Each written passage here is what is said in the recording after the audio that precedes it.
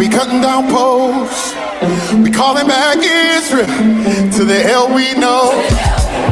Throwing out crystals, we don't need these stones, and we ain't no gods. That's a job for y'all. All praise to the Most High. All praise to the Most High, Yahuwah. All praise to the Most High. All praise to the Yah Israel. Tearing down idols, we cutting down poles. We calling back Israel to the hell we know. We throwing out crystals, yeah. We don't need these stones. We ain't no gods.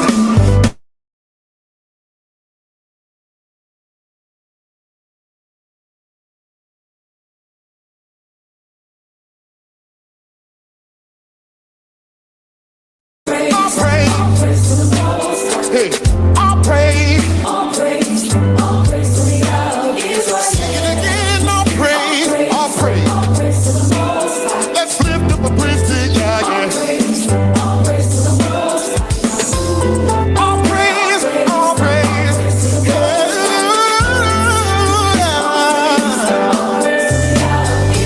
Listen, we won't go the way of the pagan. We don't need no potions of Satan. We won't let your word be forsaken. Even if we're hated, even if we're hated, We won't go the way of the pagans. we don't need no potions of Satan. we won't let your We word. won't let your word be No, forsaken. even if we're we won't go the way. We don't need no potions of Satan. We won't let your word be forsaken. Even if we're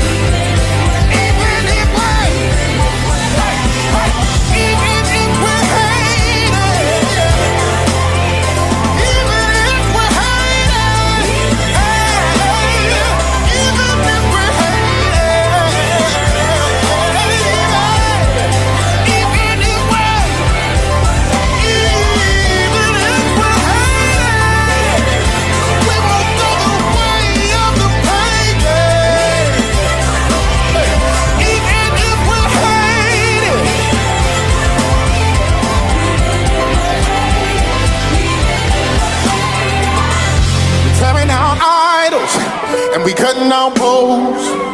We're calling back Israel to the hell we know. We throwing out crystals, we don't need these stones, and we ain't no gods. That's a job for y'all. Everybody help me say all praise. All praise to the Most High. I can't hear you say All praise to the Most High. all praise To the Most High. hey all praise. All praise to the God of Israel.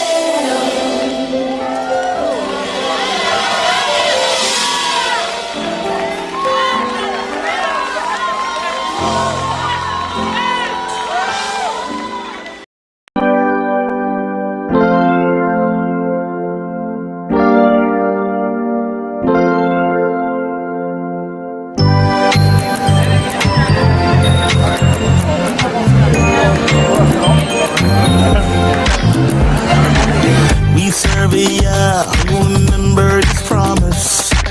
Prophecy told us he would bring his people out again. He's turning our sadness into gladness, wiping away our tears, removing our fears. I'm gonna build you up again. Go get your tambourine. Get your tambourines, get your praise back. This ain't the time for sitting down. Get off that chair, Get up on the feet, dance with me. Ashanda, our redemption draws nigh.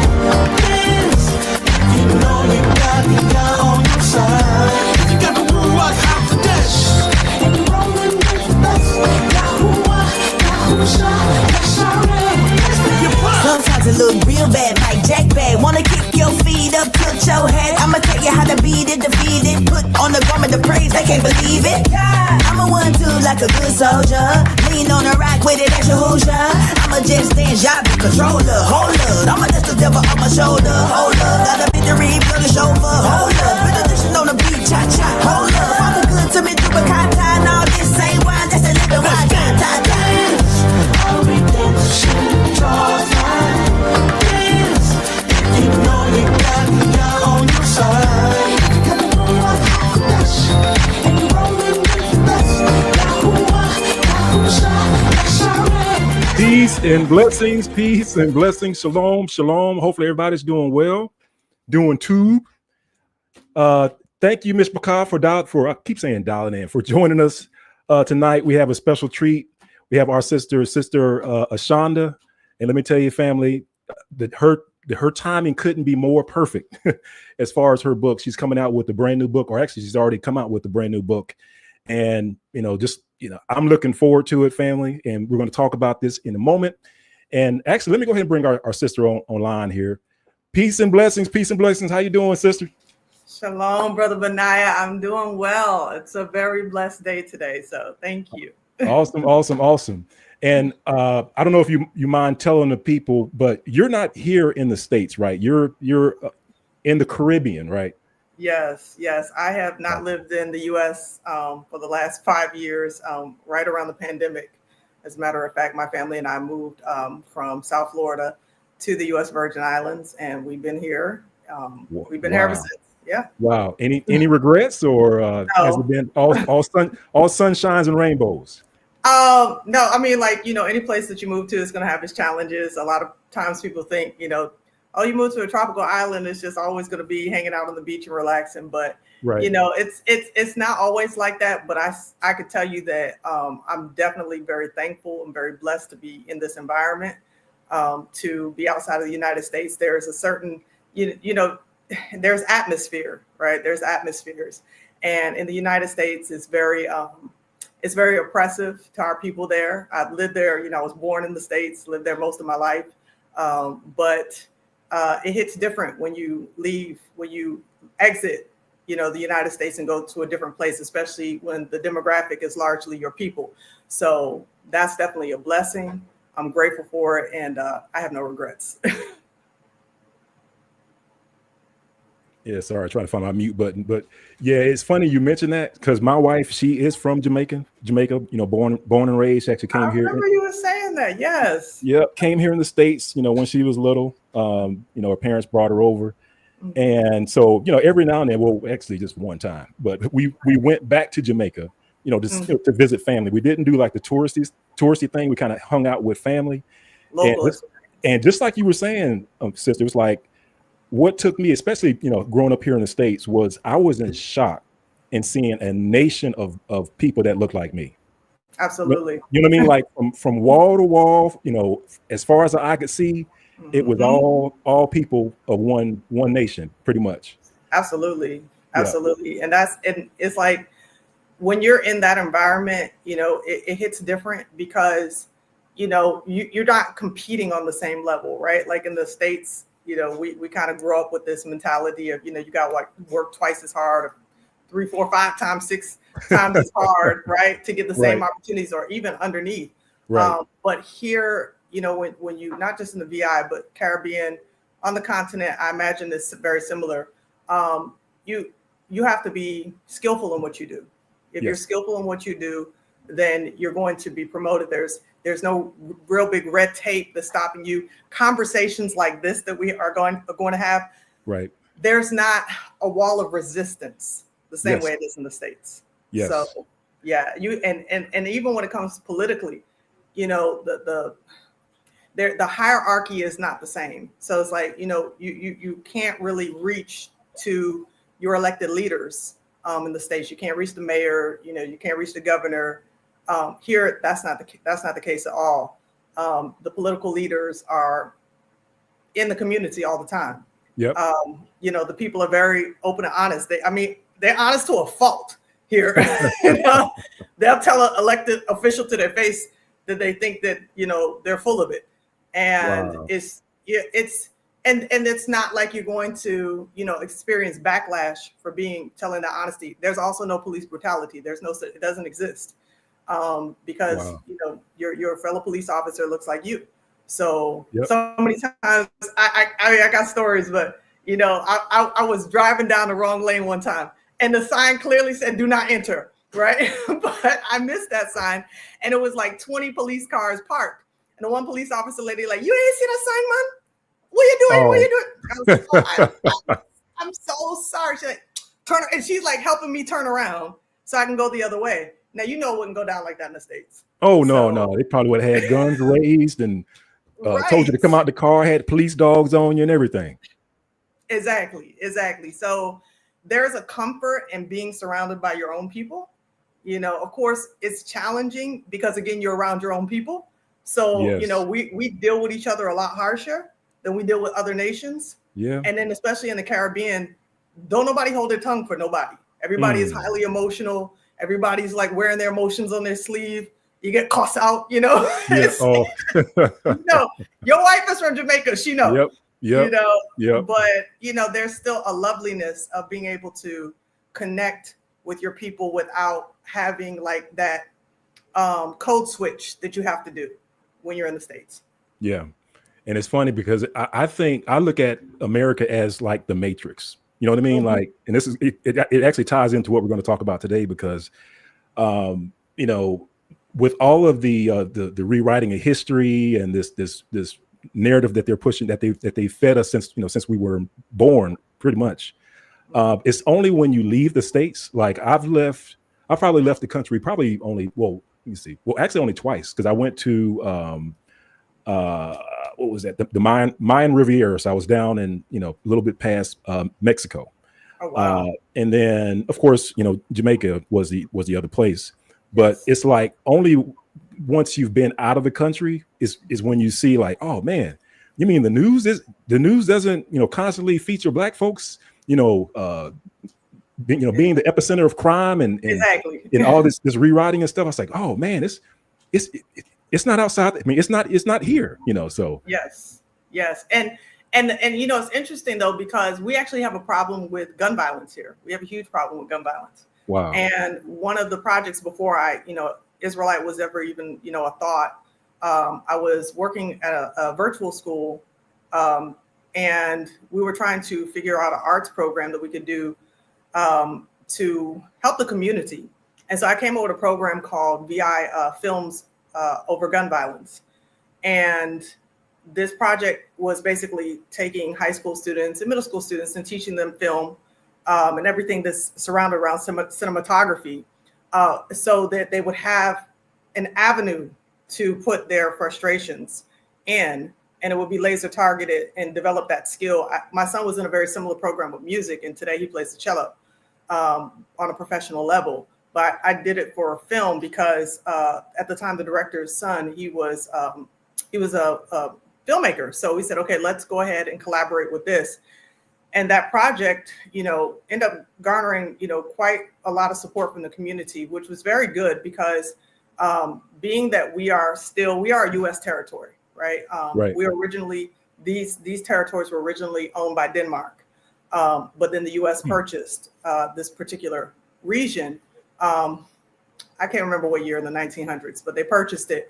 And so when you think about how things get moved around, right? So trafficking, if you will. Trafficking is done easier here because it's a territory, but not exactly in the US. So gun trafficking is an issue here. And unfortunately, a lot of our youth still have very much the same problems, regardless of where you go. Deuteronomy 28, that brother having an evil eye towards one another. Right. And a lot of our young people have it, and they take out their frustrations on one another, and they're gone before their time, so it's very sad, but this is part of the reason why the Caribbean is going through an awakening, because they don't know who they are. And if they understood who they are, they understood the royal character that Yahuwah has placed in us, then they can take off that bondage in the mind and begin to work together and unify. So that's really the goal of what we're trying to accomplish here in the Caribbean.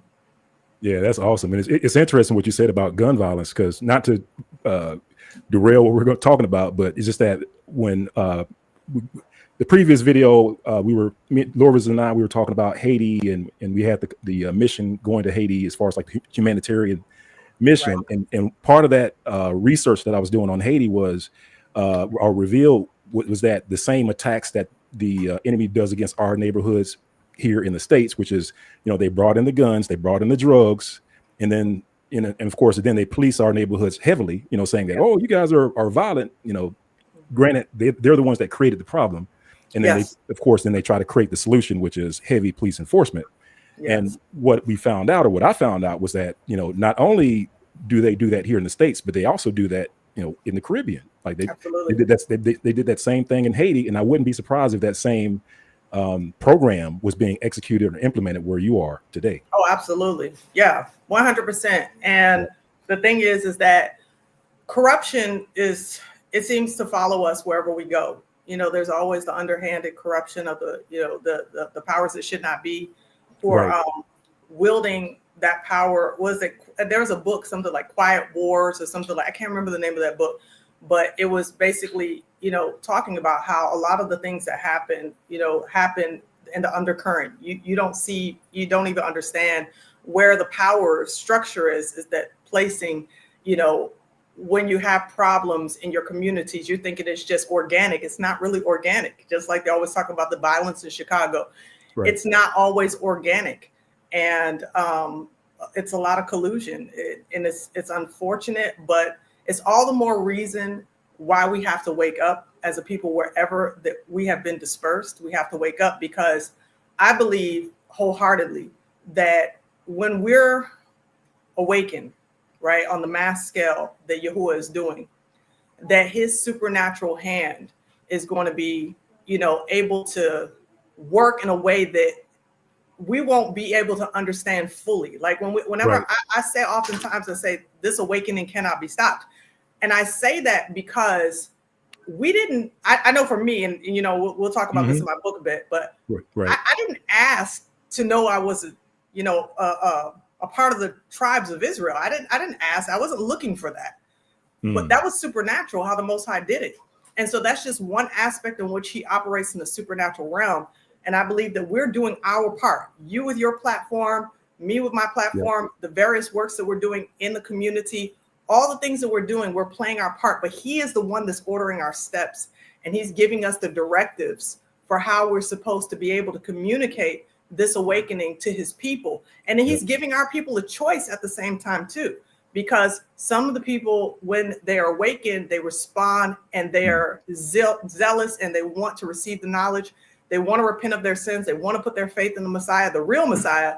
And others, they use it as an opportunity to have an identity, but they still let it take them into the wrong place, whether it's ancestor worship, you know what I'm saying? A different form, black idolatry. It just, all kinds of things that the Messiah and the Most High did not want for his people, but he's giving us that opportunity to choose. And this is why when I wrote the book, Israelite, How to Know Your Identity Without Losing Your Savior, I married the two. It's like identity and knowing the Savior are intricately tied together. So it's important for us to have that, right biblical understanding and not allow the enemy to pervert, because he's always trying to pervert, just like, how he's doing with our people who are still sleeping. Yep. And it's interesting that you mentioned that, because, ironically, when the very first church that was, I call it the African-American church, the very first African-American church here in the States, First African Baptist Church, of course, you look that up, you Google it, or you Chat GPT it, or you Grok it. I think that's the other term, Grok. Is that a new, like? GROK. I think that's the Elon Musk version of Chat GPT. Oh, okay. Yeah, it's funny. They had to take it offline because it was speaking truth to power, talking about, who's not the people, who is the people. But that's a story for another day. But the oldest, where I was going was that the oldest, African American church, they knew who they were. Like literally, like when they created their own history book, the history book was created by their very own pastor. Their very own pastor, referred to previous pastors as was it a father in Israel, a father in Israel, a leader in Israel, a sister in Israel, Wow. throughout their documentation. So they literally knew that they're Israel, even so much as that, when we had our conference at the church, when you go into the church and you look off to the right in the sanctuary on the wall, you'll see a plaque that literally calls or refers to a pastor, a fallen pastor, as Israel, as a prince in Israel. Oh, So it's wow. like our people, like we knew who we were way back then, but then something happened along the way that between then and now, Yep. we lost that. Absolutely. And it's like, and you mentioned like the awakening. It's like, I'm not sure when you woke up, sis, but I know for me, it was like I want to say around 2016 was when a lot of people, I think like a major wave of people were coming into the truth. Yes. And I could see the Most High moving in stages. Like the very, stage one, you are Israel. Like, it was just that epiphany, that revelation, that truth is just kind of rolled across like an impulse across our community. And people just woke up in mass, like, oh man, it's like a person coming out of a deep slumber, a deep sleep. Like, I'm Israel. And just like you were saying, some people did good with it, some people did bad with it. Some people went to the right, some people went to the left. We all kind of did our own things. But now, this day and age, I think we're at the point where, all right, so we had this impulse, we had this awakening.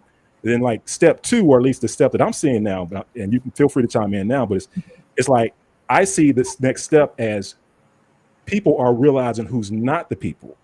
And that's by way of like the Tucker Carlson, Ted Cruz interview, Candace Owens. I mean, these are people that have millions of followers on their platforms, and they've literally started a discussion that you can find everywhere. Like everybody's talking about it, so much so that let me see if I can find this. I wanted to grab this video really quick in the background, but I wasn't quick enough. Here it is. But let me see if I can find. It was not really buying Israel's excuse. I'm going to see if I can find the actual timestamp. Here is talking about the Catholics. But basically, what they're talking about is, they're just going into a discussion about, Israel and Gaza and stuff like that.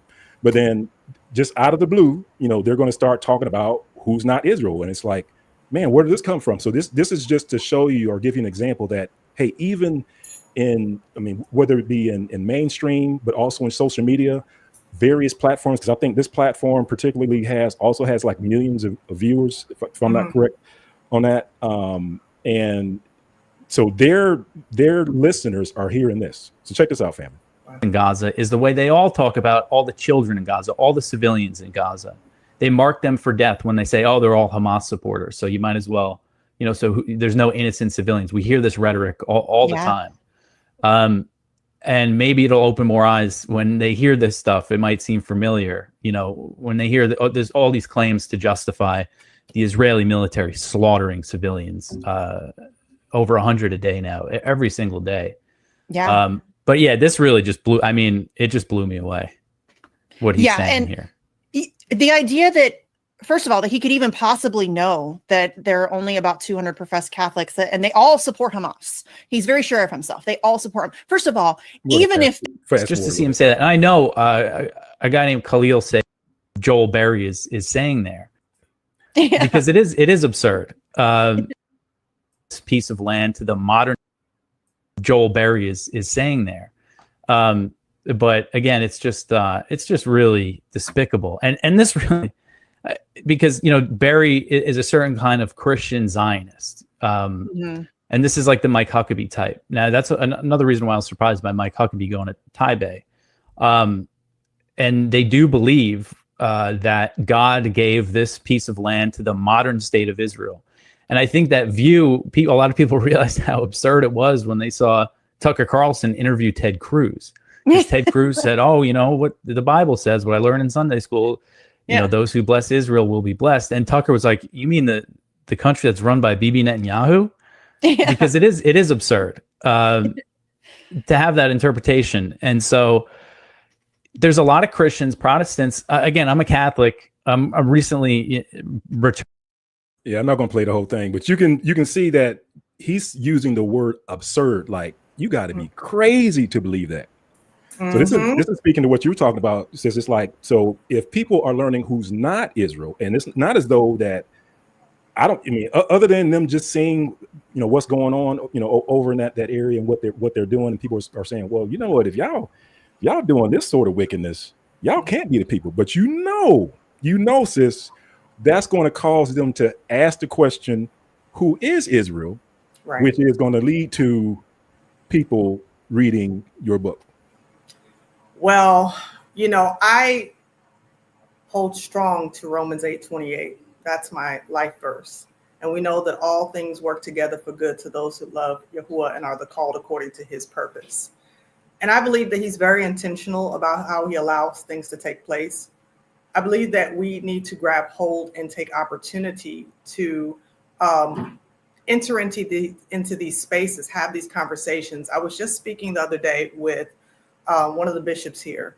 And I mean, that's a whole story within itself, how I'm talking to one of the most prominent bishops on island, who is from Jamaica also, by the way. But I was telling him that these are the conversations that are taking place now in the work, in the office, at the coffee shop, at the water cooler, all those places and spaces where people meet. They're having these conversations now. And I know because I've been the one having the conversations with them.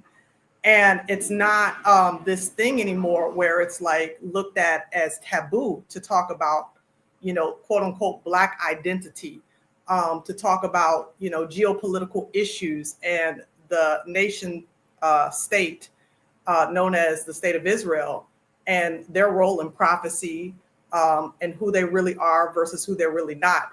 It's not a taboo discussion anymore. And I got so excited about that. I remember talking with Lorbins and I said, this is kind of shocking to me a little bit because, we're so used to the resistance. Yeah. And, I'm still armed for the resistance. I'm built for this. Right. So if somebody comes and they have, some talking points that are very Western evangelical in nature, that doesn't throw me off at all because that's literally my background. I already know what direction they're coming from.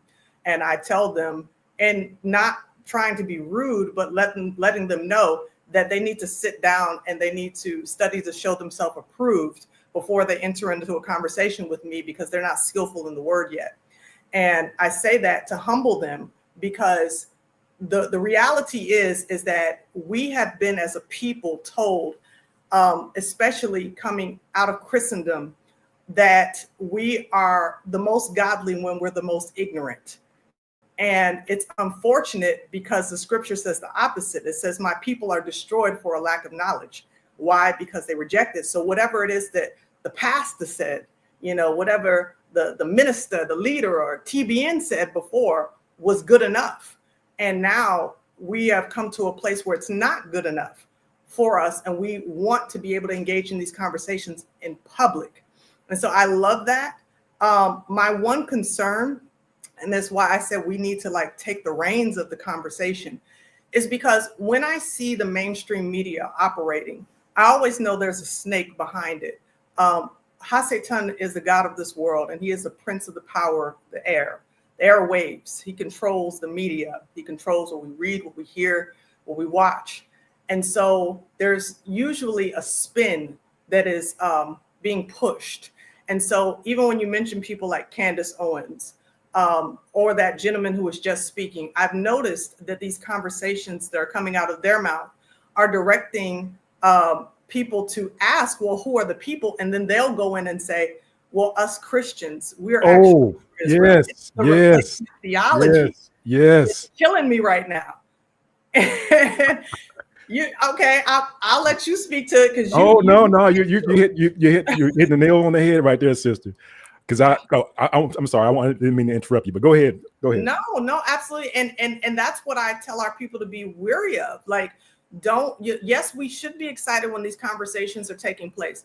When Candace Owens had that interview with Rabbi Shmuley, not the interview, but the debate, we were all excited to see her humble him, right? He needed to be humbled. But I always look for the angle okay, where are we going with this? And what I see from these mainstream news sources or commenters or commentators, that they're pushing for the replacement. I was listening to this guy about a week and a half, 2 weeks ago, and his video probably garnered 100,000 views in 2 weeks. And he was talking about Christian Zionists, and he was talking about making the state of Israel an idol. And so much of what he was saying was like fire. It was so on point. And then he ends by saying, we are true Israel now. Those who are, who are born again, believers in Christ, we are now true Israel. And I always make a very clear distinction. People like to misappropriate Romans chapter 11, but I think it's Romans 9 actually, and I point them to Romans 11. I make a clear distinction between the body of Mashiach, or what they call the body of Christ, and Yasharel, because Yasharel is a nation, it's a bloodline. And the body of Mashiach are composed of believers who are both of the bloodline and who are grafted in, according to Romans 11. But those who boast against the natural branch, they can find themselves out of that tree, out of that body. And so to me, it's still a form of boasting. It's like you don't want to accept the role that Yahuwah has given you. Now, we had to accept the role because of our disobedience. We had to become the tail when we were originally supposed to be the head. But when prophecy says that you're going to be taken as handmaidens and servants, that's not something that they want to hear. That's not something that they want to deal with. And I don't overemphasize it when I'm speaking to Gentiles. But if I'm speaking to someone who wants to try to replace us, then I'm going to let them know, no, you do not replace us. You Right. are my brother, you're my sister, but you do not replace us. We are the firstborn. Salvation is of the Yahudim. And so we have to own our identity. We have to own it, and we have to walk proudly and boldly in it. I carry myself like the royalty that I am in all spaces at all times, and I do it unapologetically. And the reason why is because we have this up here has been destroyed. We have believed that we are underneath for so long because of the curses, and we were underneath, but now it's a reversal of the curses, and we must be transformed by the renewing of our minds. So we must hold our heads up proudly. We must humble ourselves before our Abba. And when we go into spaces, we need to sound as with the authority that the Most High has given us, as though we are the royalty, the royal house of Judah that he has made us to be. So that's how I carry myself. And I believe that it's very important that all of us walk in that, because the nations are going to bow down to our Messiah. But the Most High also says in Revelation 2:9 that he will make those who call themselves Ewe and are not bow down and acknowledge that he loves us. So all praises to the Most High for that. We're not going to let anybody co-opt our identity and our lineage any longer. Yeah, I'm over here in the background where you're talking, sis. I'm trying to.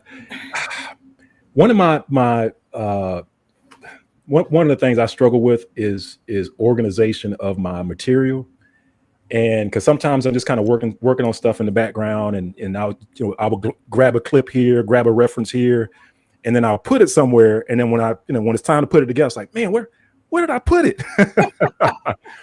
And so it's interesting that you mentioned that about this replacement theology. That's 100% on point on that, sister. It's like that's the thing that I saw was that people are coming to the revelation that, okay, well, all right, so they're we know who's not the people, but let's say then who is the people? And you kind of wait on pins and needles, like, all right, they're getting ready to say it. They're getting ready to say it. It's like, and the people of the book are the Christian church. Right.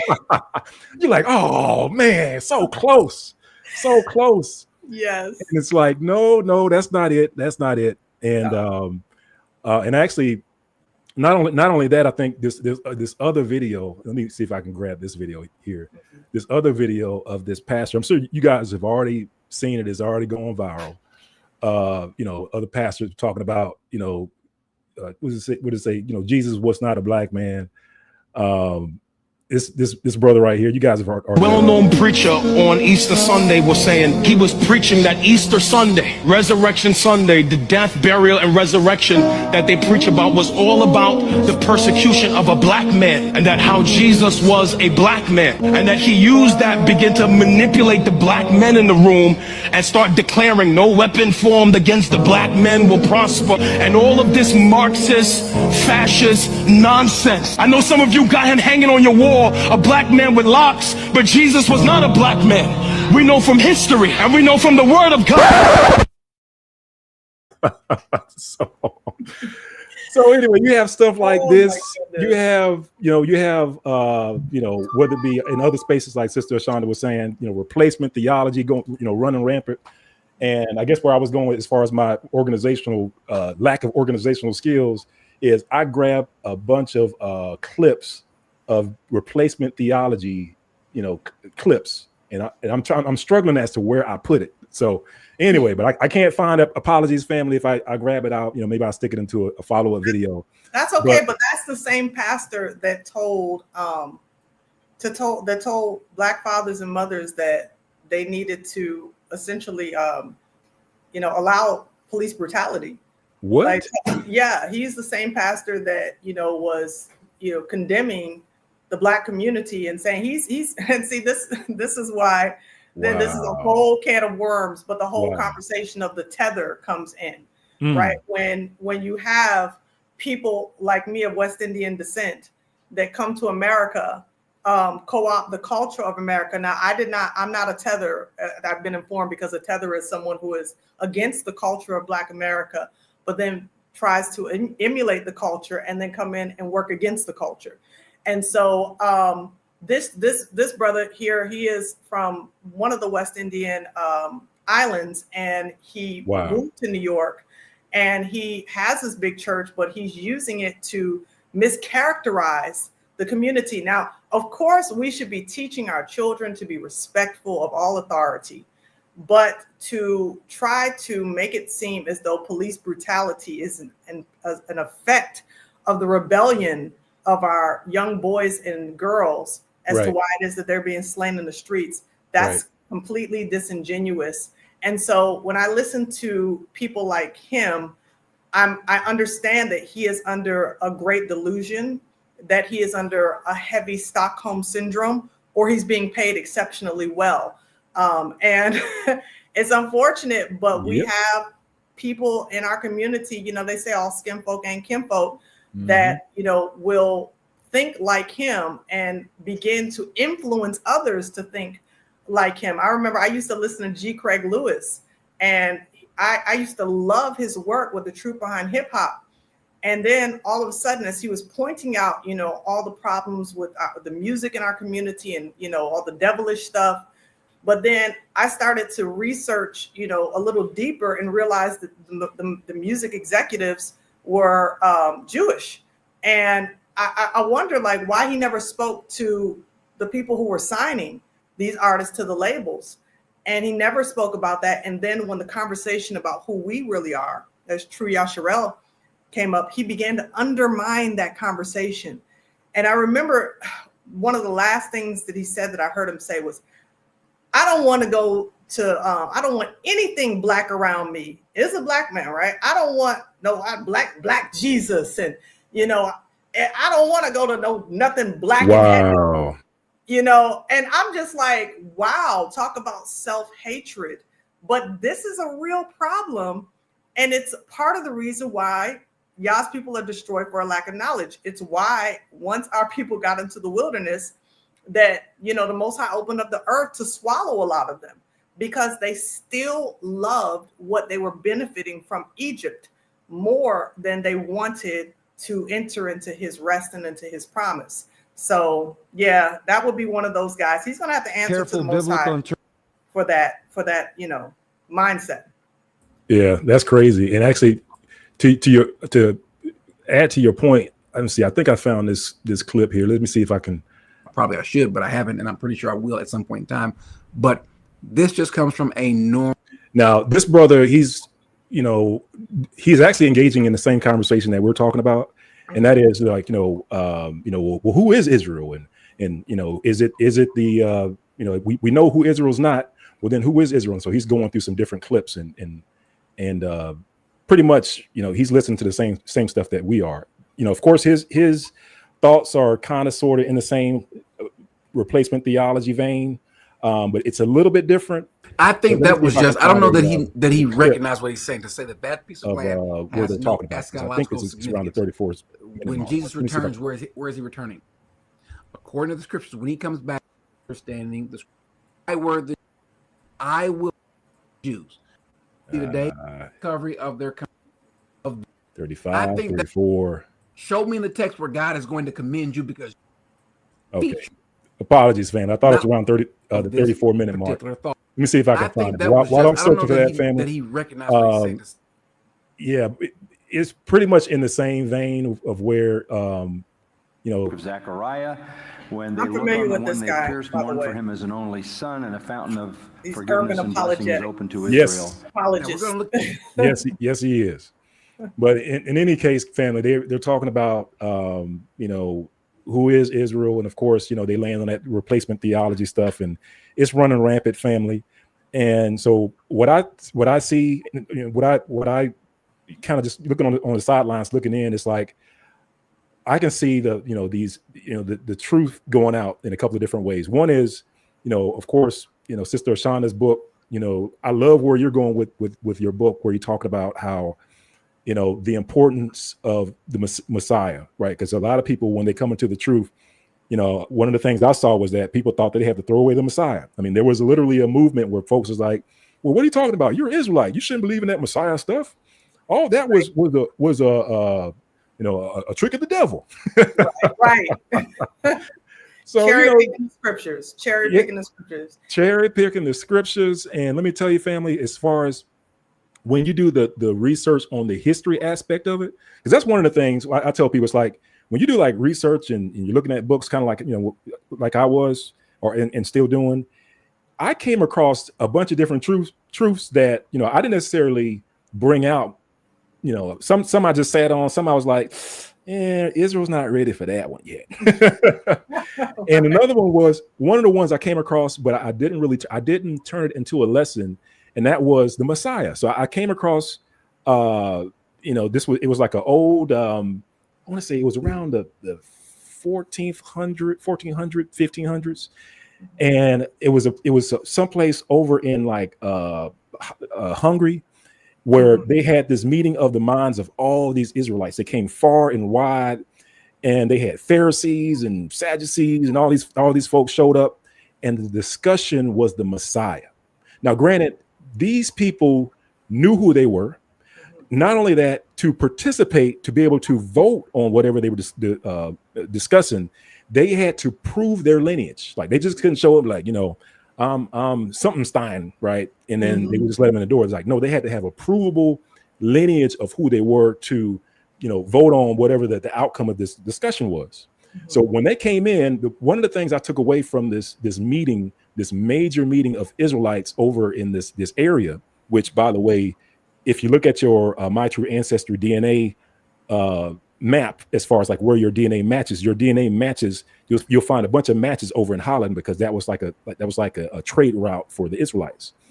But in any case, they had a discussion about Hamashiach, and the discussion wasn't about one. They didn't have a question as to whether or not he was real. Like, that wasn't even in the discussion. Like, well, you know, was the Messiah real? You know, and like I said, these were people who were Israelites, knew who they were. They weren't in the transatlantic slave trade. This is over in Holland, having a discussion about Hamashiach. They never questioned whether or not he was real. They never questioned about whether or not he had powers. Like, some folks will make Hamashiach out to be just this regular man walking around, and, you know, he's just a prophet, and he just, you know, giving prophecy and stuff like that. No, back then they knew, according to their history, according to their old books, that the Messiah was a man of power. Now, the question that they had, though, was, where did his power come from? They were like, well, you know, someone was saying, well, he was a magician. You know, he was just doing this abracadabra stuff and making people jump up and lay down and all this other stuff. But they didn't question who he was, and they didn't question, that he had power. And that's why I said when people started coming, dropping these videos and stuff talking about, that was a trick of the Roman Empire. He wasn't a real dude and all this other stuff. I kind of kept quiet, but I knew that there was documented facts that Yes. the Israelites over in Holland, they had this huge meeting and they attested to the authenticity of the Messiah being real. So the fact that you got, folks coming out saying that he wasn't real, once we came into the truth was funny. Yeah, I actually a couple weeks ago did a video where I was, explaining salvation all over again. We don't throw out the baby with the bathwater. And I think that that's critical for us to understand that, all throughout, you have people say, Torah, I'm Torah only. And I said, Yahusha is Torah. He is the word made flesh.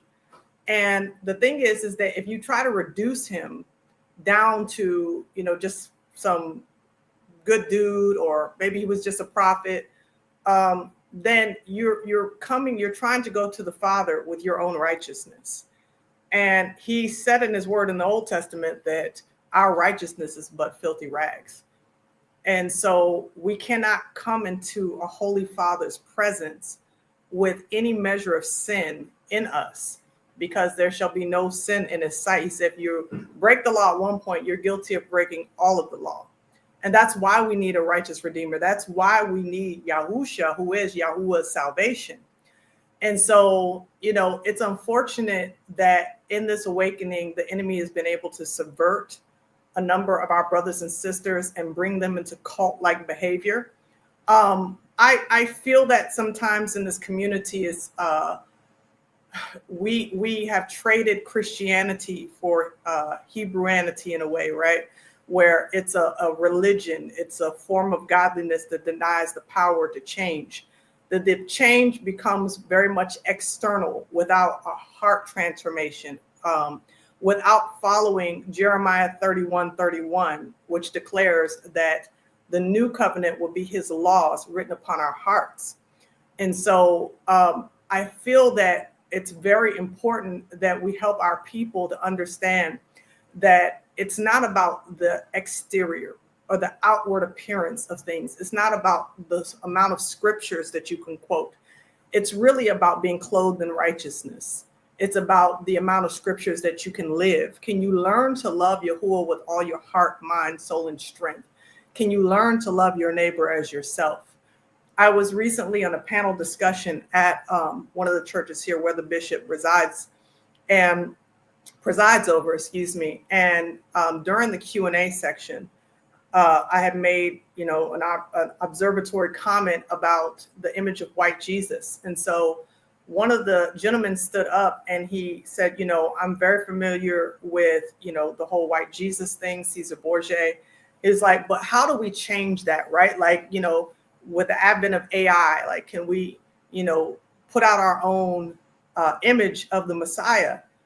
And so I said to him very similarly to what I just said to you. I said, we're commanded to obey Yah's laws, his statutes, and his commandments. And the first commandment is you shall not have any other gods before me. So you shall also not make any graven images is the second commandment. And I said, when we form this image, what he commanded us not to do, we're pretty much doing the same thing that the heathens do. Now, if you want to change the image, that we must begin to change the image of how we deal with one another.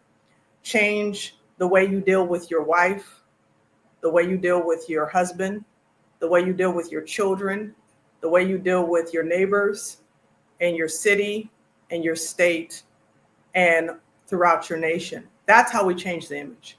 The Messiah said, the way we love one another is how the world's going to know he is who he says he is. And Brother Benaiah, when I tell you that as difficult or as simple as that might seem, right? It's so, elementary, this idea of love, that we've got much bigger issues. We've got AI, we've got robots, we've got our jobs, we've got Trump, we've got all these things coming at us, tariffs. We've got all these problems. That's so simplistic. When I tell you that I have seen firsthand, and I think I was saying this a little bit the other day on your channel, that the biggest contention among us is not all of these distractors. It's the issue of love. It's the fact that we as a nation struggle with that very command. We can do all of the external things. We can say and learn some Hebrew words, which I believe are very important for us. But when it comes to the issue of forgiveness, mercy, kindness, compassion, when it comes to long suffering, the fruit of the Spirit, love, joy, peace, patience, kindness, meekness, gentleness, self-control, against such there is no law. We struggle more than any other demographic because we have been traumatized in this way. We struggle to do that. And it seems so simple, but it really is. And it's very complex. It's where the enemy fights us at every single turn. And so we can conquer that. And we can learn to humble ourselves. And we can learn how to love our neighbor as ourselves, our Israelite neighbor as ourselves. Can we learn to do that? Then that's when we become powerful. That's when we become effective.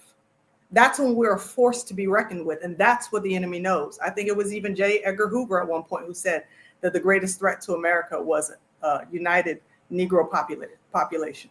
So that should say a lot to us. Yeah, I mean, issue. yeah, facts is, and like we were saying, it's like here we are living in the land of our captivity. It's almost synonymous with a man or a group of people behind bars, right? They're in this horrible, prison camp, concentration camp, whatever you want to call it, and we're trying to get out. It's like we're complaining. It's like we're being oppressed. People are being unalived. I mean, life is just hard. And crying out to the Most High, and we're trying to get out.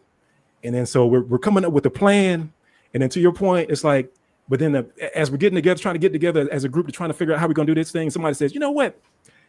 I don't believe that I'm just trying to grab something arbitrarily. I don't believe those feast days are right. I believe it's on Tuesday. You say it's on Wednesday. You know what? I'm not gonna work with you on our escape plan. I'm gonna sit over here with my little group, and we're gonna work our own little thing. And somebody else might say, well, you say Yahushua, and I say Yahusha, or you say exactly Jesus. You know what? I'm not going to be in on your plan. I'm not going to work together with you. I'm gonna go off into my own little area, and we're just gonna sit over here with our arms crossed, and we're not gonna do nothing. And it's like that, that mentality, family, it just destroys. It's why we're still here, in my opinion. And it's like one of the things when I mean, because we're all looking at scriptures, we're all learning, and to your point, it really all comes down to love, family. And when I look at the scriptures and I look at examples of when Israel was in captivity, because I think we make the mistake of like when we try to grab examples of when Israel was in the land, living on their own. They had their priests, they had, they knew who they were, they didn't, forget who they were and all this other stuff. They compare that Israel to Israel in captivity, and I think it's wrong. Because I think you'll find that the Most High dealt with the Israel in captivity different than the way he dealt with Israel out of captivity living in the land.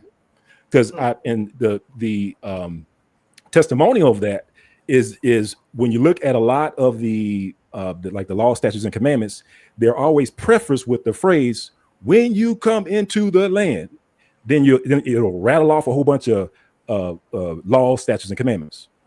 And it'll start again. When you come into the land, it'll rattle off a bunch of law, statutes, and commandments. But when we take that, we forget about that first prerequisite and apply to Israel that's in captivity. In my opinion, family, I think that's wrong. I think we should take the example of when Israel was in captivity. You can look at when Israel was in Egypt. You can look at when Israel was in Babylon.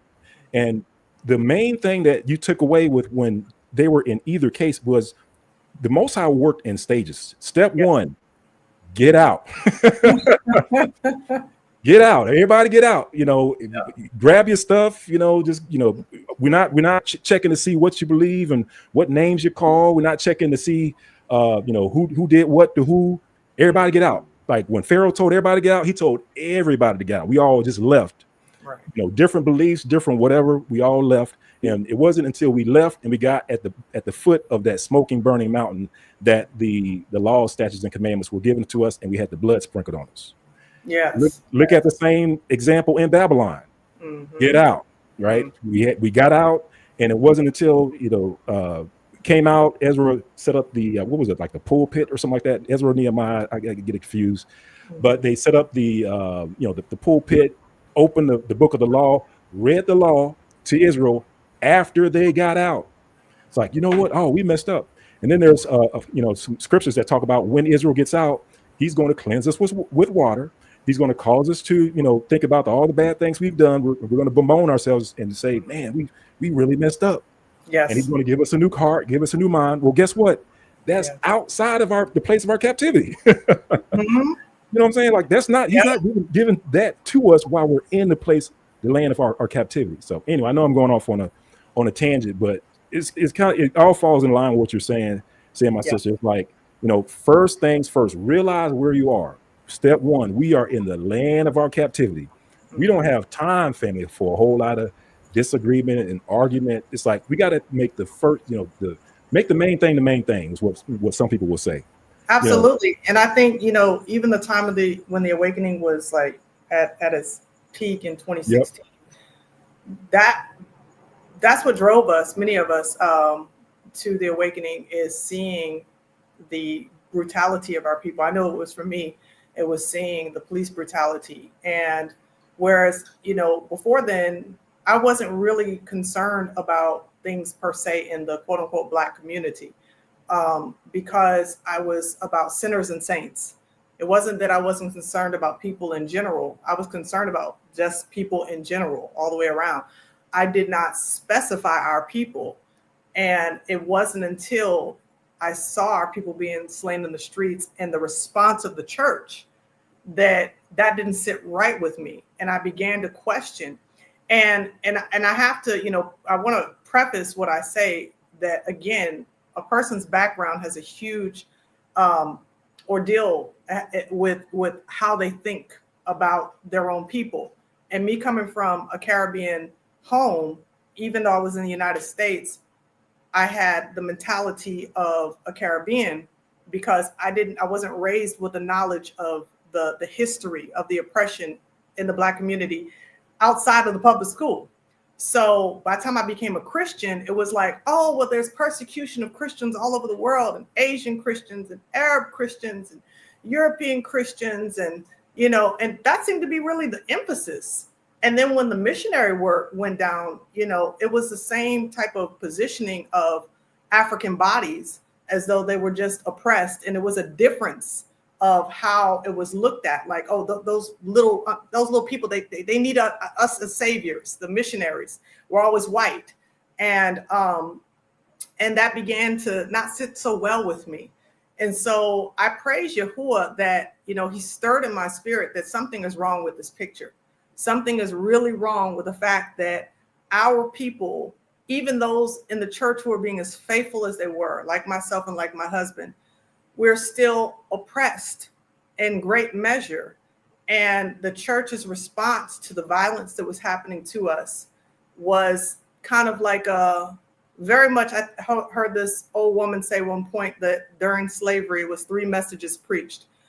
You'll get yours in the good, sweet by and by. Slaves, obey your master and turn the other cheek.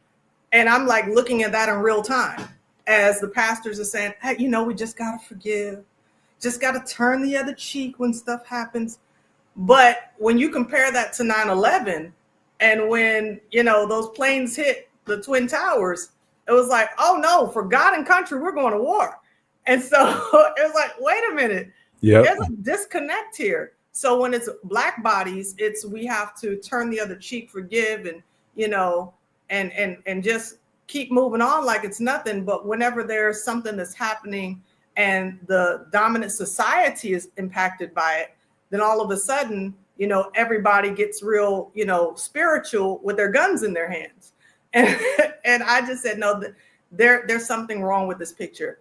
And it was at that point that Yahuwah was able to reach my heart and share with me through the first video that I really got a chance to watch was by Drawback Jacob at the time. I know he goes by a different name today, but the one where he was asking, do you know who you are? And I had to be honest, I have no idea who I am. So that was the seed that was planted previously. Before that seed was planted, the first official seed that was planted was by a Jewish woman, actually. But that was back in 2011. And she told me that they were not the people. They were not God's chosen people. And that blew me away because I was told as a good Christian that I was supposed to evangelize to all of God's chosen people and bring them to Jesus. And so when she told me that busted me up in the head a little bit. But, you know, the cognitive dissonance was so deep, I just put it in my back pocket and kept doing what I did. And I was a huge fan of Jonathan Cahn and his work and The Harbinger. I put that, you know, in my book and showing the picture I took with him. But like around the time of Black Lives Matter, and Yahuwah began to deal with my heart about what was happening to my people, that's when everything shifted for me. And it shifted in such an incredible way that nobody could ever put me back to sleep. And I praise him for that. But yeah. It's funny you mentioned Jonathan Cahn. I was right there with you, sister. I used to watch Jonathan Cahn as well. I think this before I came into the truth, of course. And because he was into, you know, the prophecies and stuff like that, and what do you call it, the Shemitah? Yeah, something like that. I don't know what, you know, what are those very Jewish sounding words? Yep. And I was like, oh man, he you know, he really knows what's going on. You know, he's got the inside scoop, you know. But of course, once I came into the truth, you know, I started looking at them differently. I was like, it's like, man, you know, what is he talking about? You know, well, he came to my church and he blew the shofar, and you know, it was like in my mind, I'm like, oh, look at this, Jew and Gentile coming together. Yep. And it was just one of those moments where I just thought, okay, this is so impactful, and I was so excited to, you know, have him autograph my the copy of The Harbinger that I had. And when I came into the truth, you know, because I was also a huge fan of the Left Behind series as well at one point, and you know, just being able, there was a fear, of course, and I think many of us went through that, a fear of, you know, going down that road and this, you know, questioning what we'd always been told. But it was necessary and it was the right time. And Yahuwah knew it was the right time. And I lost a lot of people along the way. I went through what so many of us went through with, you know, being essentially, you know, ghosted, blackballed from the Christian community. And, you know, the quiet conversations of, you know, she's a heretic now. she's into that cult Hebrew Israelite stuff, you know. Man. And, you know, I had to look past so much offense that had come while I was on my road to discovery. And I thank the Ruach HaKodesh. I really thank the Ruach that he gave me the strength to stay on the path and not be afraid to ask the important questions, but with the understanding that the Messiah was still my rock. That was never going to change. I had a life-changing experience, radical born-again experience. And there was no one on earth who could convince me that the Messiah was not real because I knew him for myself. It's like telling me my mama doesn't exist. But understanding that he leads the Ruach HaKodesh, his job is to lead and to guide us into all truth. And when those scriptures started popping out that I never heard a pastor preach, never read or have read it, didn't even notice it in my life. I used to be a huge, well, you know, I still like Fred a little bit, Fred Hammond. Right. And, you know, he'd sing, you know, blessed, we're blessed in the city. And I'm singing it, right? Not knowing that it's tied into Deuteronomy chapter 28. Not knowing that that's verse 1 through 14, but 15 through 68 are telling the whole story, you know, that needs to be addressed. And not having anybody, you know, who would go there with me. My husband was even worried for me at the moment, you know, because he wanted to make sure that I wasn't falling off into some foreign religion. Uh-oh. And he should. He's the head of the house, and he's to protect us spiritually.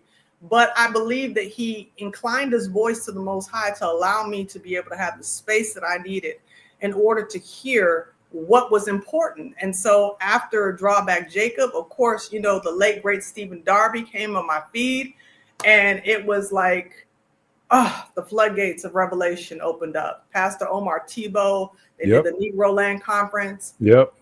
And then Dante Fortson and Tail Ministries, I got them on Facebook. And it's just like, all of a sudden, there was this like, I couldn't go back. I could not go back to what it was before, because everything made sense then. It was like the whole puzzle piece was put together, and it was like, this is so key.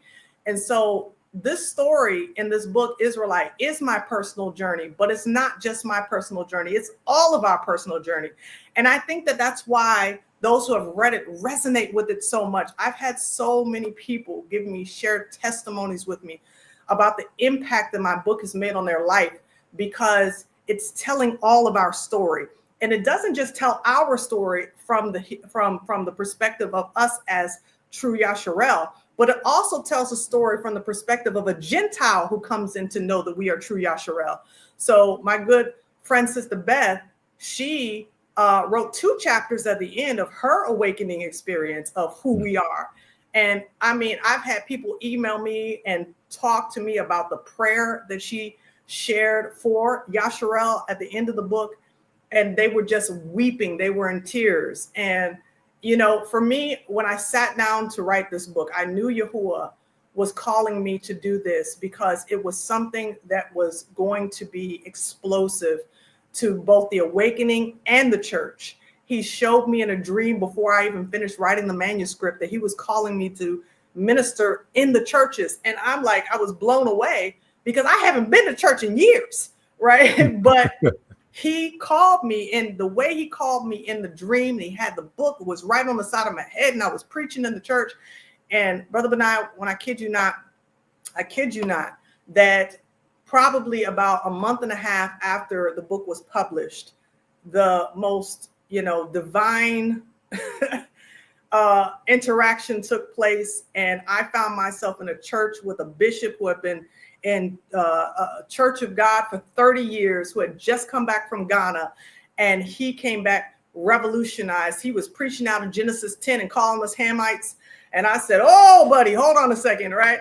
And I get an opportunity that afternoon to sit down and sup with him, break bread with him. And I was able to break down his entire sermon and tell him why we are the people of the book. And he said, you make me want to research this. And so then his daughter says, well, she wrote a book, and he read my book.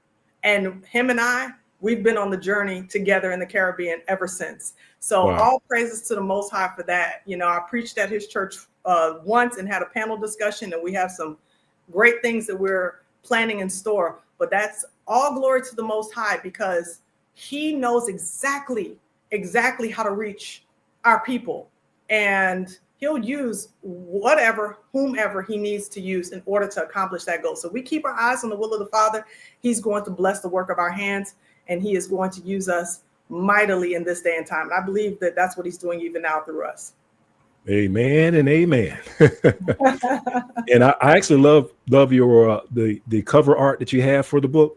Oh, thank you. Yeah, I was like, man, that's tight. I mean, because any symbolism that you want to call out in here, because I know when I looked at it, I was like, man, you got the slaves, and I mean, of course, you have the recognizable pictures of the patriarchs in African American history. Yes. But you also have the pictures of slavery and things like that. And then of course, when you have Israelite at the top, people probably, especially like the Christian church, that look at it and they're like, well, Israelite, and that why does she have that picture, and why is all these recognizable pictures underneath the term Israelite? What's going on? Is she trying to say that we're Israel? Yeah. Oh yeah. It's so awesome, because when I was thinking about the cover, I had this exact picture in my mind. And Harriet Tubman, for me, I feel in many ways like I carry her spirit, because she was just a fierce warrior, a lioness. And, you know, when I was in Washington, D.C. with my son during Trump's first inauguration, my son, again, he plays the cello, so he's playing at one of the inaugural balls. And we went to Madame Tussauds, the wax museum. And there was a picture there of Harriet Tubman. I mean, one of the wax figures there of Harriet Tubman. And so I stood next to it. This is before the awakening, right? Before I knew who we were. I stood next to it in the picture. And then when this book came, I remember that picture. And I said, I got to put this in the book. I was like, Harriet Tubman, whose real name, of course, many of us know is Araminta Ross. That was her Hebrew name. And Araminta means lofty. And of course, she was called the Moses of her people. And so, you know, when I thought, I was thinking at first I was actually going to have a guy on the cover, and they were like, yeah, don't put no guy on the cover. I was like, they're like, don't nobody know who he is. But then Harriet came to my mind. I said, but I want her to have the history. I want her to have our history. So if you look in the middle, you're actually going to see some of the jewels of the 12 tribes of Israel are around her neck. And on her side is a map of Negro land and specified what Kingdom of Judah is pointed out there. Then, of course, in her arm is the late, great Marcus Garvey of West Indian stock, one of the most powerful activists in our community. Of course, our ancestors that were on the ships, on the slave ships. And I wanted to show that our history has a history behind it, not just the brutality, but that's why I have the jewels around her neck to show that our people were royal. And now from the top of our head to the sole of our feet, we have been resilient in the face of great atrocity and great turmoil. But one thing about Harriet is that she, with all of the things that she did, she was a firm believer in the Most High. She was a strong woman in Yah. And so you look at her and you say, okay, well, this woman kept coming back for her people, no matter the danger, no matter the risk. She knew the risk every single time, but she trusted him enough to allow her to face her fears and go back and rescue her people. And so even though she had that head injury, he even used that, because she would drop down on the ground in the middle of the night, you know, with just falling out, and the people would have to stand there and wait till she woke up. But Yah used that to subvert the enemy so it wouldn't be able to trace and find her. And it's just, I feel like that's where we're at. Like, we essentially, my husband would say, you know, we're like the Underground Railroad 2.0, essentially. That's what we're doing. We're going in as, you know, these, the Moses of our people, if you will, and waking our people up. And so Harriet Araminta Ross Tubman, I believe, exemplified that. So that's where the artwork inspiration came from. Yeah, and it's interesting because you mentioned, like, we're talking about like the patriarchs and the matriarchs of our, you know, in our history, whether it be Marcus Garvey or Harriet Tubman. Like, you know, people don't know that a lot of these patriarchs, these ancestors, they knew that we were the people of the book. Exactly. And also our oppressors knew it as well, because you know, fortunately or unfortunately, however you want to, you know, shape or call it out, but the most brutal slave revolts here in the Americas, Nat Turner, Vesey, Denmark Vesey, they have one thing in common, and that is both of them knew that they were the children of Israel. Yes, they did. And that was the war cry, the rallying cry that they used to galvanize their fellow slaves to rise up against their slave masters. Absolutely. And wreak havoc. I'm telling you, wreak havoc. So that's why today, when you hear people say that, you know, we don't want another Black Messiah to rise up, that's what's in their mind, family. They're looking back and saying, man, because it's almost like this simple math equation.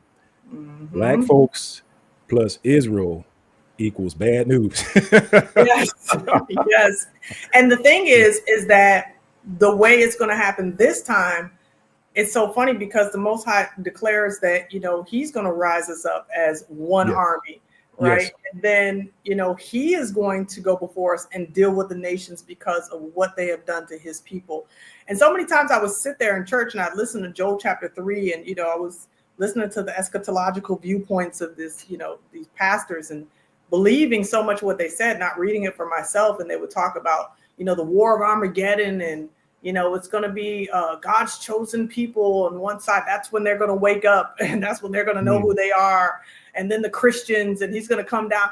And then when I read Joel chapter 3, and it was like, I don't say none of that in that. Right. It says Judah and Israel, and I'm like, and then he says, for what they have done to my people, for they sold a boy for a harlot and a girl for a cup of wine, or something like a girl for a harlot, a boy for a cup of wine. And it's like, how did we get the wool pulled over our eyes? But then we read in Psalm 83 that the nations conspire to cut us off from the remembrance of ourselves. And so even when I preached at the church that I was blessed to speak at, that's what my message was. It was called The Dementia of a Nation. And I didn't even get into Deuteronomy 28. There's so many scriptures that corroborate who we are. But I emphasized on Psalm 83 and the fact that we have intentionally been cut off from the remembrance of ourselves. And so we need to deal with that issue.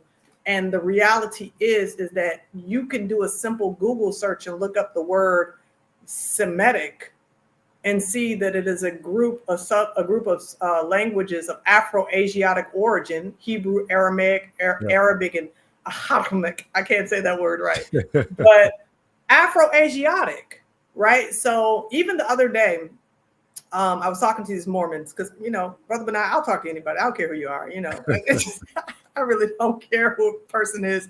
But, you want to talk about the scriptures, let's dish.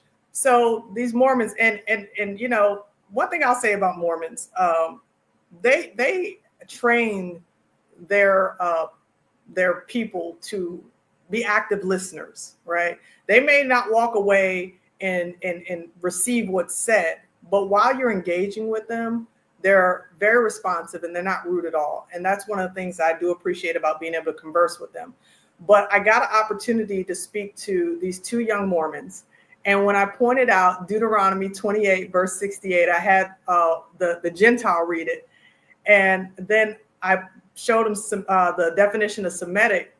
And then I showed him a picture of a Jewish man. I said, does he look Afro-Asiatic to you? And he said, no. Wow. And I said, who looks Afro-Asiatic?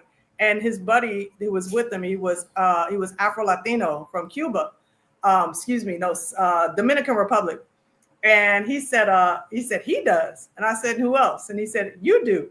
And then I said, okay, what about this verse here? So he said, so you saying America is Egypt and enslaved? This is what this young Gentile European boy was saying. He got it. Like it was, and I know they walked away like with a lot of questions in their mind, but I have the gift of evangelism and the gift of teaching.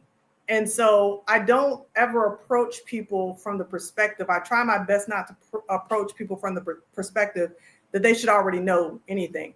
I try to put myself in their shoes and be a student always and communicate from a place of humility. And I think that that's how you win more people when you do that. And so I told him, I said, we all have to stand before our Creator, before Abba, for ourselves. So it's very important that you search the scriptures for yourself and not just listen to what a religious institution has told you. So, I don't have a religion. I denounced Christianity probably about 3 or 4 years ago. I am a born again believer in the Messiah. I am a follower of the way, and my culture is Torah. So, that's why I believe that's what he wanted. He wanted the culture of the people and not a religion, because religion, according to the book of James, pure and undefiled, is to take care of widows and orphans. So what are we doing here with all these religions? I'm just asking. No, you speaking truth to power. And it's funny because I came to the same revelation. And it's like, especially when it came to Christianity, and just, one of the things that jumped out at me was that as much as people go around and say, are you a Christian? Are you a Christian? Like, did you know like the word Christian is only in the Bible like 2 times, if I remember correctly? Like twice.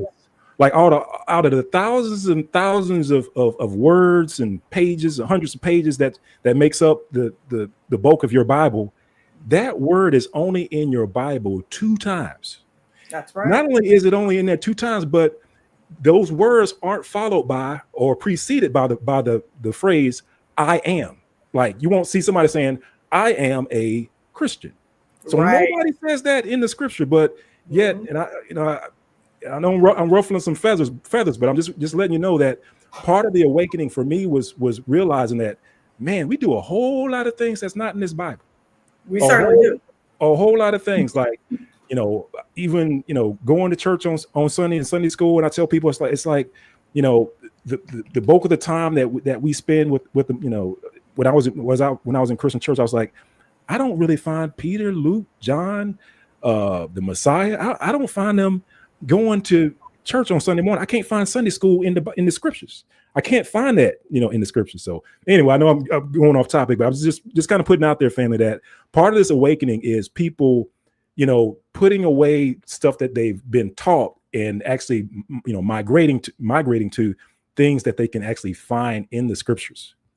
And this last thought on this topic, and that is, like you were saying when you were speaking to those Mormons, that person got it. Like the light bulb switch clicked on, they got it.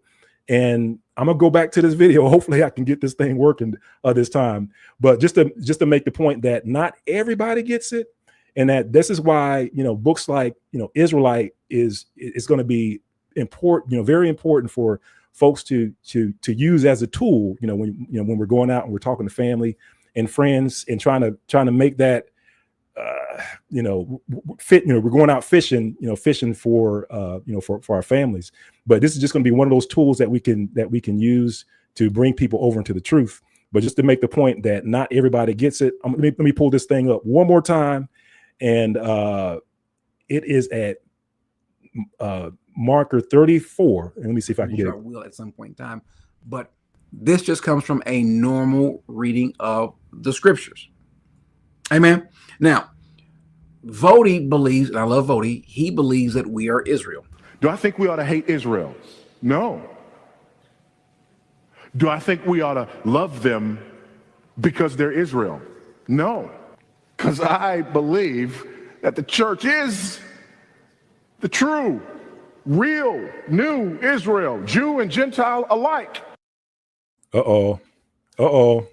He's supposed to make that right-hand turn. He's making a left. That's exactly it. Well, Body Bachman, they love Body Bachman. Yeah. Because, again, he speaks their language. And as long as you can speak their language, then they will empower you and they will gift you and you will succeed as long as you're speaking their language. There's a, little saying, get woke, go broke, right? So if you know the real truth, then that's not going to be rewarded. But if you can push this pseudo truth, it's like, okay, I'm going to tell, so now we're going to deal with this, right? Because you remember when we first woke up, the idea that the Eastern European converts were not God's chosen people, right? Yes. It was anathema. How dare you even suggest any of that? And we continue to press past the fear and you were such an instrumental part of that. My goodness. Just waking our people up in such a way that it was like, there's no denying this. It is so evident. I think you did the Hidden History series or something along those lines. What was the name of the series that you did? Yeah, it was Hidden Hebrews, like the Hidden Hebrew series. The Hidden Hebrew series. Mm-hmm. And just uncovering so much evidence that is just undeniable. And so then they started to pivot, right? And okay, well, now maybe a couple of them aren't, but like some people say, well, the Zionists aren't. I even had to deal with the bishop on that. He said the Zionists aren't, but I think the people are still. And I'm like, listen, don't get up there preaching stuff you don't know about. Okay, just calm down, because you're gonna lead people astray. But basically, this pivot to say, okay, well, we're gonna deal with that, and then all of a sudden, because of the political angle that has taken place now we're gonna turn away from these people altogether. But we're going to replace ourselves with these people. We're still not going to acknowledge the true Yahudim. We're still not going to acknowledge the true nation of Yasharel. We're still going to deny that that's a burnt brass Negro Messiah and that his people are spread to the four corners of the earth and were sent to be the oppressed of the nations. And the reason why they do this is because, for one thing, Christianity knows that they are extremely guilty in what has happened to us. Papal decree was not just Catholic in nature, it was Catholic and Christian alike. It was the universal church, which they are one anyway. And so now, because they do not want to repent of their sins, right? Because they have a perverted grace where they can do whatever it is that they want to do, and there's no penalty for their disobedience. So now we're going to try to usurp Yah's people. These are the same people that do not have any respect, if we talk about the feast, right? Have no respect for the biblical feast, but will look at us as though we're weirdos if we celebrate Passover or the Feast of Dedication while they're celebrating Christmas and Easter. These are the same people that pull from those pagan roots and defend it tooth and nail, but yet they're supposed to be true Israel. Well, true Yasharel had commandments in which they were called to follow. And the Messiah, because some people like to say this, oh, I believe that he fulfilled the curse of the law. Yes, he did. But he said that if anybody breaks the least of these commands or teaches people to break the least of these commands, that he will be considered the least in the kingdom of heaven. He also said that. So when we think about, what he wanted his people to be the representation of righteousness for the nations, the salt of the earth, the light of the world, the city set upon a hill. That's what he wanted out of his people. That's what he still wants out of his people. And so it's up to us who are awakened to walk in the righteous steps of these order. I'm not talking about legalism. Please do not mistake what I'm saying for legalism. Again, I firmly believe in the Jeremiah 31:31 model, that his law, meaning the 10 commandments, will be written upon our hearts, taken off of tablets of stone and written upon our hearts. That is the new covenant. So I believe that that's where we're at, and that's what he requires of us. But this trying to replace us thing by these Christian, imposters, we go from the A-way imposters now to the Christian imposters. Right. And that's something that's I don't think that's going to gain very much traction, because not what the Most High is doing. He's waking us up too rapidly. And you hit the nail on the head too, sis, when you're talking about the palpable bulls. Like and that is a history that the church avoids like the plague. Come on now. Because like when you start talking about the Inquisition, now the Inquisition was an outright attack of the church, like you were saying, like the universal church at that time, against Israelites. Like there was no ambiguity. It's not like they were persecuting the people, but they didn't know who they were. No, they knew exactly who these people were. That's right. And they persecuted them. I mean, they actually unalived them on Sunday morning at these events called Altar de Phase. It was Altar de Phase were held in one or two places. It was either held at the city square or at the church, where they were burning Israelites alive for church service. And this was something that they did, that the church did, that, to your point, like they've never really apologized for. And this was why it makes this replacement theology such, is ludicrous, right? Not talking about the rapper. And it's like they, part of their doctrine was to replace us using force, yes, using deadly violence. And so, it's funny, like when you hear people talk about that now, they're saying replacement theology, but at the same time, they're not, acknowledging the Inquisition. They're not acknowledging those palpable bulls, because to do that, they have to admit that they laid hands on the true biblical Israelites as a doctrine of their church. And when you look back at what the church fathers believed about true Yasharel or Constantine, I was reading the Constantine Creed the other day. I mean, just the hatred they had for true Yasharel, it was so deep. The Hamitic hypothesis, every Black Christian needs to know about the Hamitic hypothesis. It is so important to understand where the doctrine of being cursed with dark skin came from, to be slaves came from. It came out of the Hamitic hypothesis. And that's why we, to this day in 2025, have people telling us the ancient Egyptians were European. It's out of the Hamitic hypothesis that this fallacy came about. But, you know, that's one of the things that I love about Sister Beth is when she researches, she goes all the way back, you know, into back during the 3rd century with the philosophers and how they changed the history and the course of the world in thought and in idea and in image. They changed it from then, and that's the mode that the world still operates under today, based off of the philosophers and the church fathers. So this runs very, very deep. And it's time for our people to understand that when he said in the book of Daniel that the books will be open, that this is that time where he is revealing all things. And so I don't have a hatred towards the Christian church. Like I said, I was a Christian for many years. And I believe that Yahuwah has called me to minister and reach Black Christians in particular. And I am able to do that now. It's an amazing thing. But I call Christianity to the carpet, and I do it unashamedly. I do it very clearly. I told the bishop, I said, let me be clear so that there is no ambiguity here. Christianity is a false religion.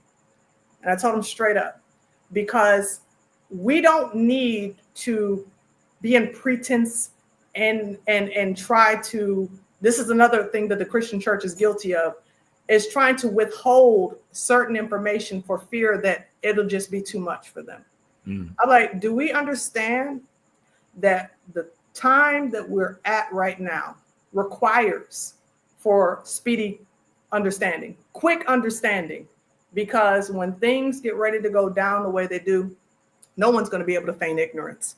So we need to get on the ball with this. Yep. And so I like I said, I love that the timing of your book, because to your point, there's wars and rumors of wars. Just because the thing with Iran and the Israeli state kind of, it seems like it calmed down. It's still bubbling, simmering in the background. It's like a pot that's on, that's covered, but it is simmering right now. It's getting ready it can explode at any point in time.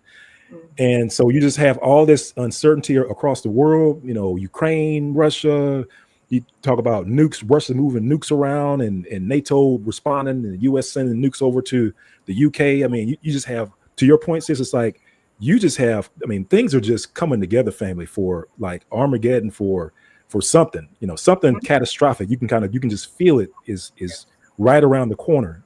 And now is the time to, like you said, I am so thankful to be awakened or awoke, whatever the correct pronunciation is, at this day and age, because I can't imagine being asleep with all this stuff coming right around the corner, not knowing who I am, not knowing, what I'm, where we're supposed to go, what the prophecies say about me, what to expect, because there's some comfort in knowing what to expect.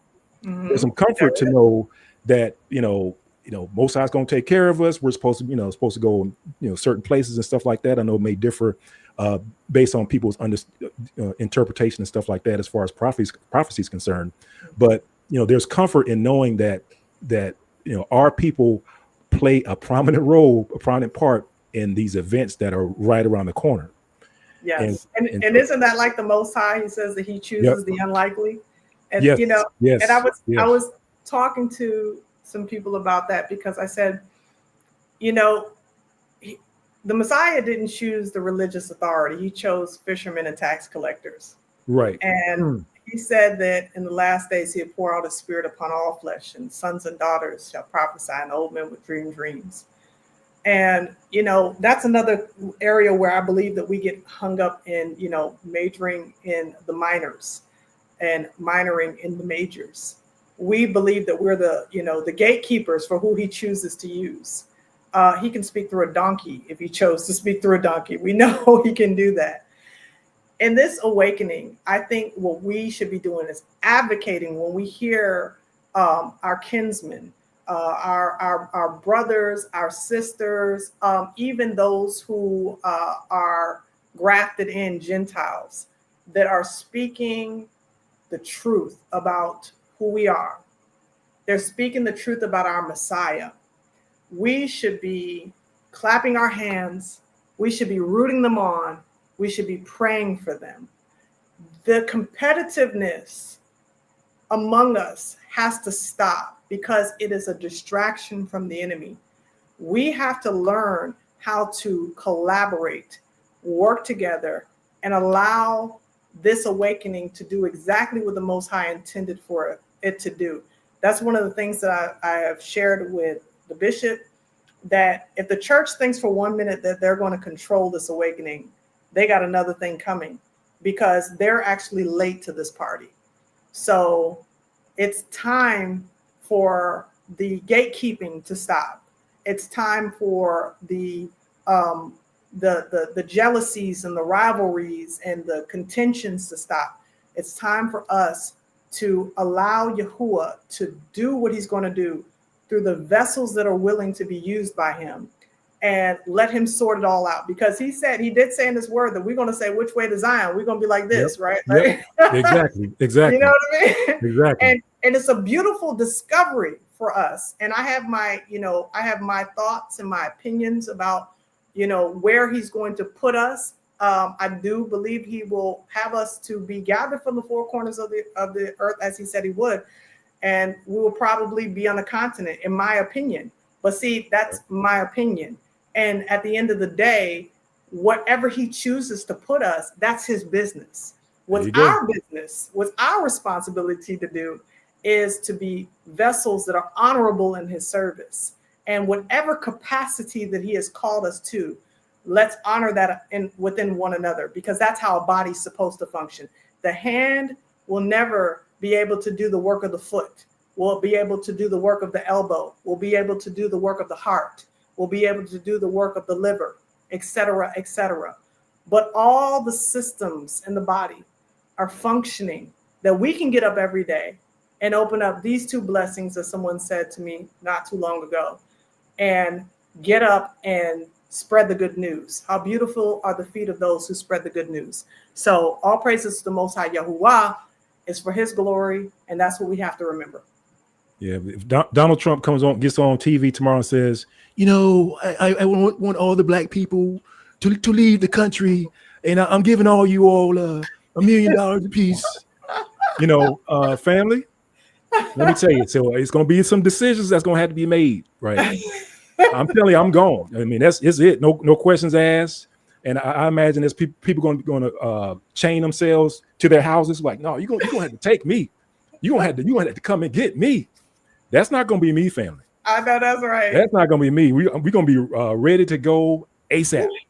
Listen, when the Most High told my family and I to leave America, we were 2 weeks away from closing on our first home. 2 weeks away, when the pandemic was hitting. I remember we were talking to our realtor. We're like, "You think this thing gonna blow over? Well, this is serious." He's like, "Nah, it's gonna blow over. It's nothing."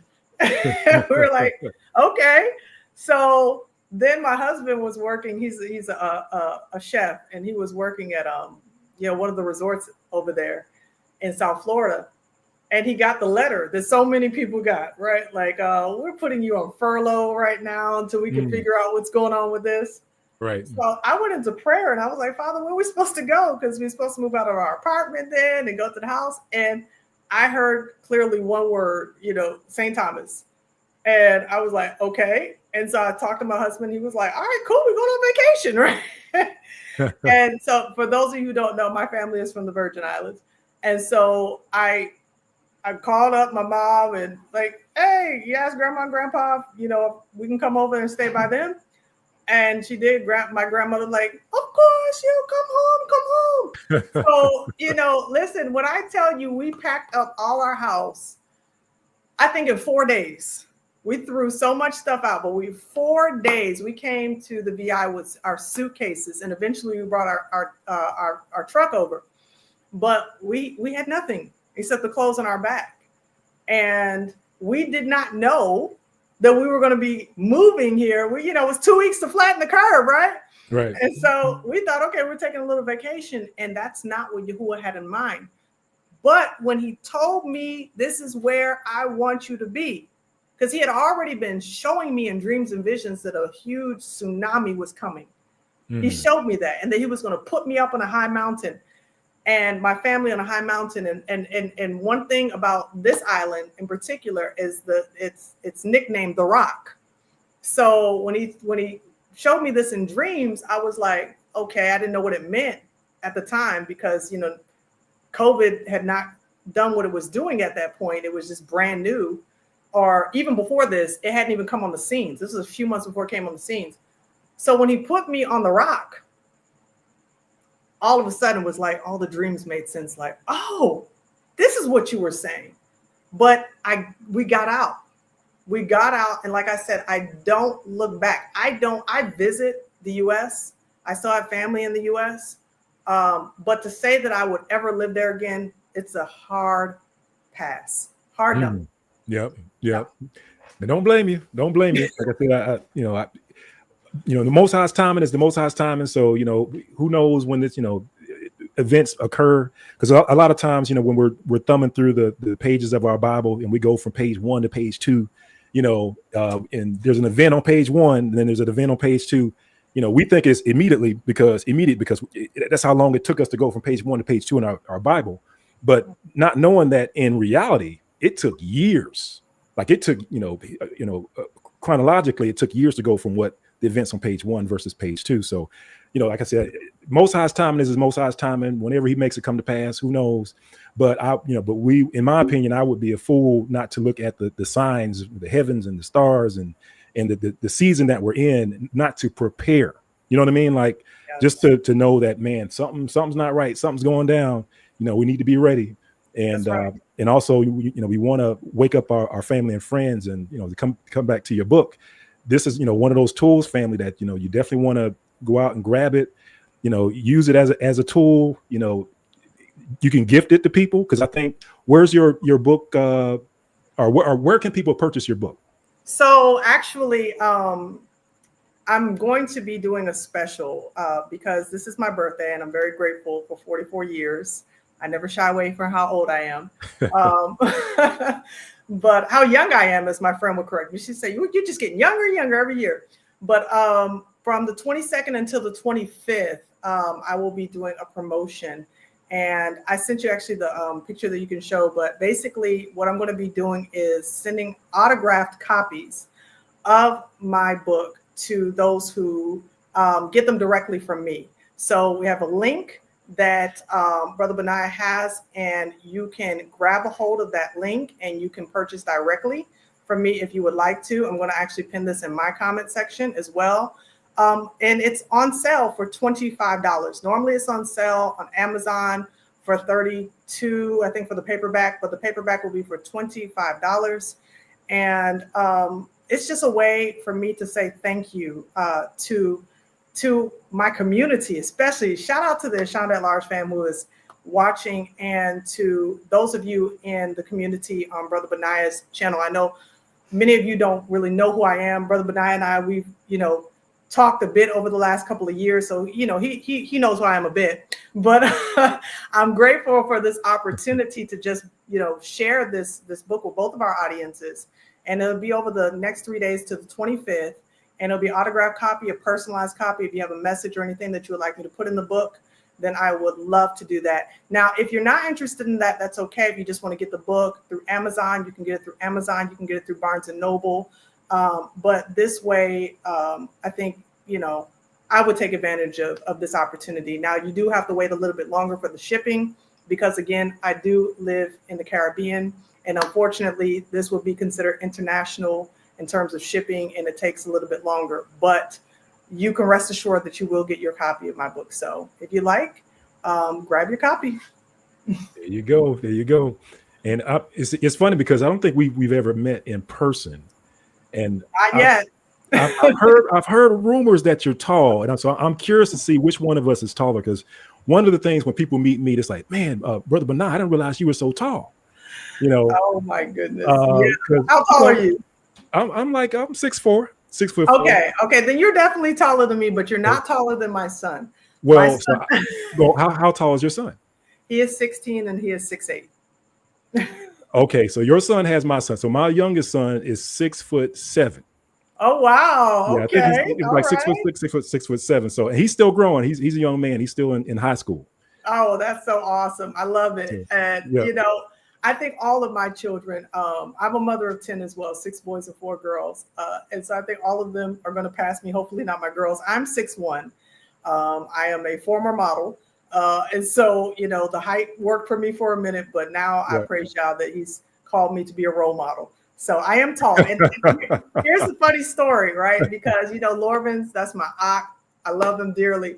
I went to North Carolina for the Leave the World Behind conference with Brother Ron Dalton Jr. Shout out to Brother Lorvins and Brother Ron.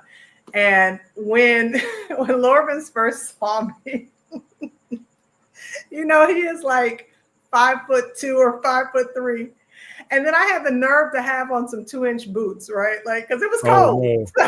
I was like 6'3" there. And he looked at me and he's like, dang, you are tall. He's like, dang, you are tall. And he's like, I'm like, yeah, I told you I was tall. He said, no, but you're really, really tall.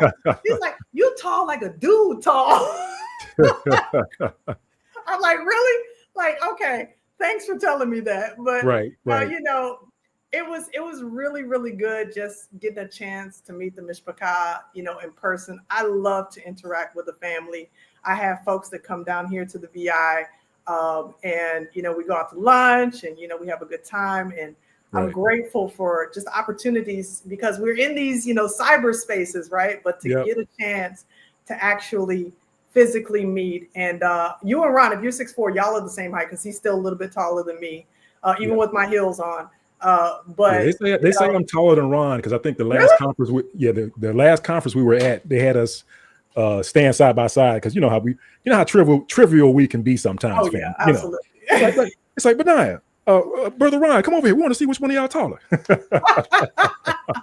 Yeah. That's what, you know what? I love it though. I feel like being this height, you know, my grandfather used to always say, he said, you know, you feel so bad about your height. He said, well, you tell them people, he said, how's the air down there? You know, right. It's a blessing. I said it's a blessing. It's a blessing. You know, people automatically, especially once you're over like 6'6" or 6'7", they automatically put you on a basketball team. Oh, come on now. You know, my son resisted that like the plague. It was like, come on, Dad. So, my son did too, but now he's playing. Now he's playing, and he's getting pretty good too. So yeah, but that's true. I was a scrub. I played ball too, but I was a scrub. So you know, I'm a girly girl, so like I don't want to break my nails. No, football for me. Even in try to do a little football in college too. But that's me. That's cool. But one day I do hope that you and I get to actually meet in person. That would be awesome. Definitely. And bring your book. Make sure you bring your book because, like I said, I know.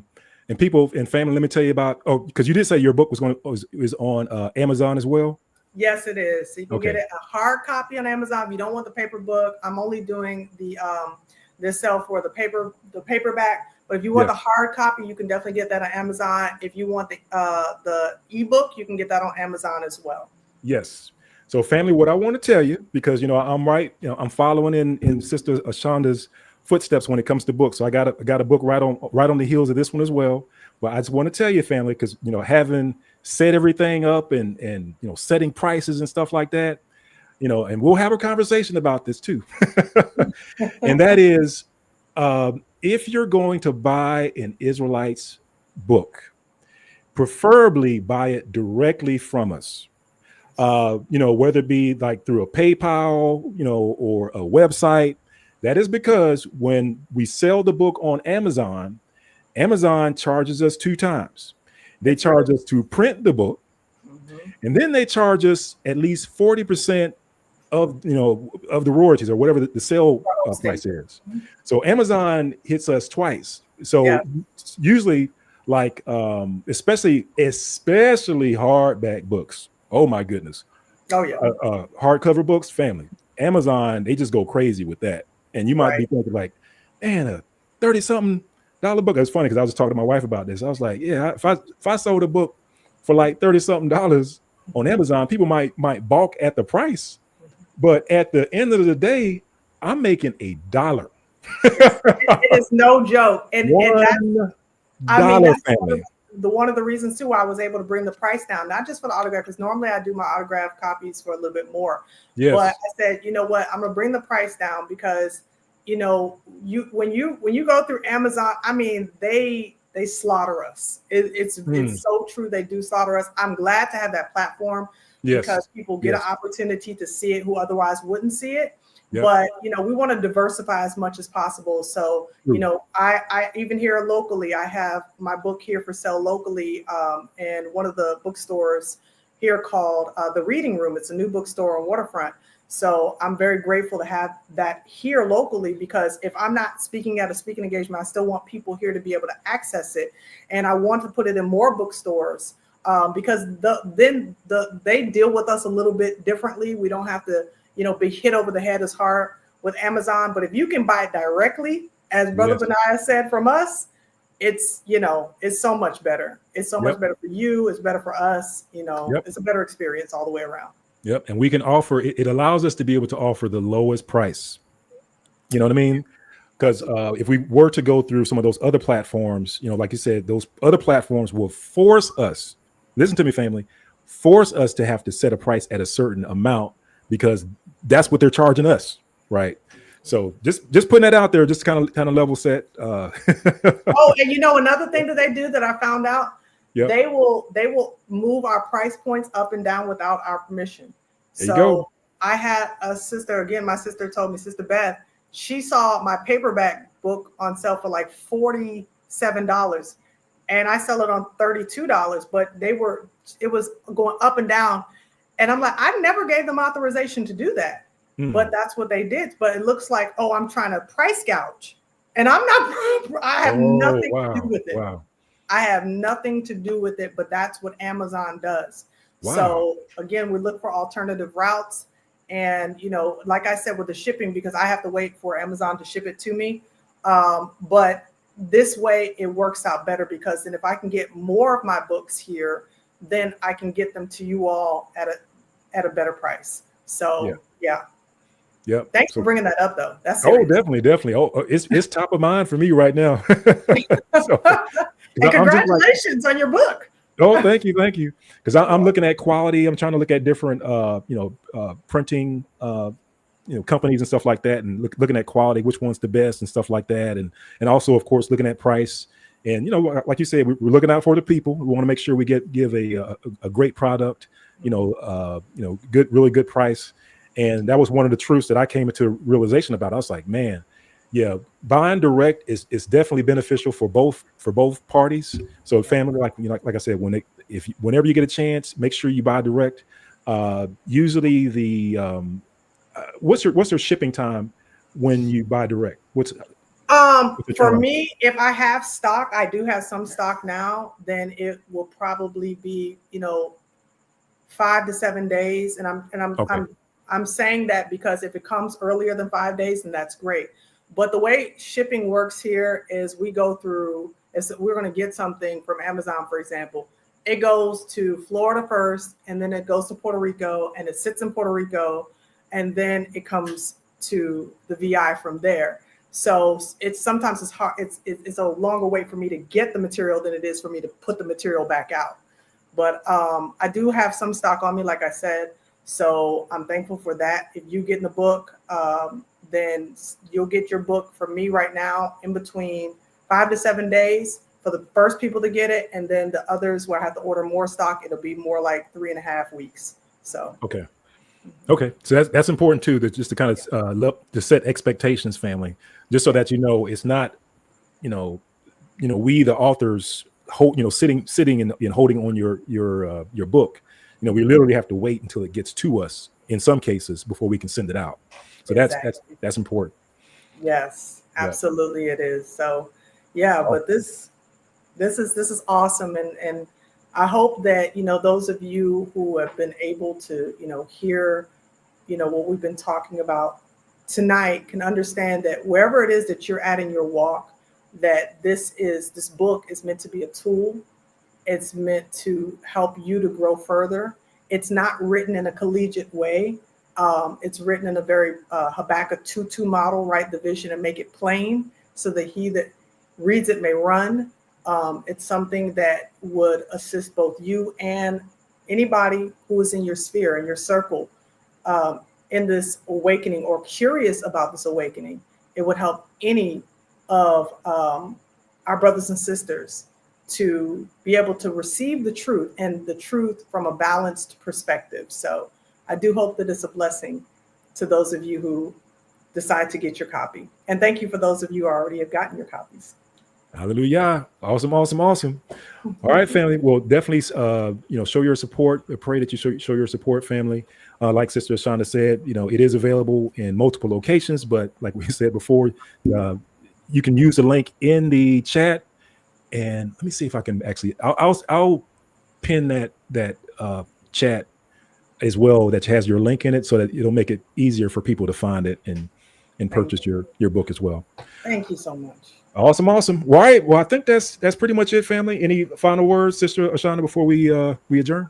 No, I just really want to thank you so much for allowing me to come in and have this conversation. I honor you so much for all that you have done and all that you've been to our community. We have to give honor where honor is due. So to be able to be on your platform is definitely something that for me is a tremendous blessing. And for those of you who are on my channel, I love you so much, and I really appreciate all the support and the love that you continue to show me.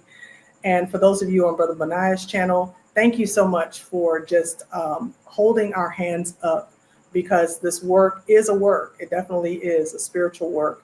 But I pray that Yahuwah would multiply blessings upon your head.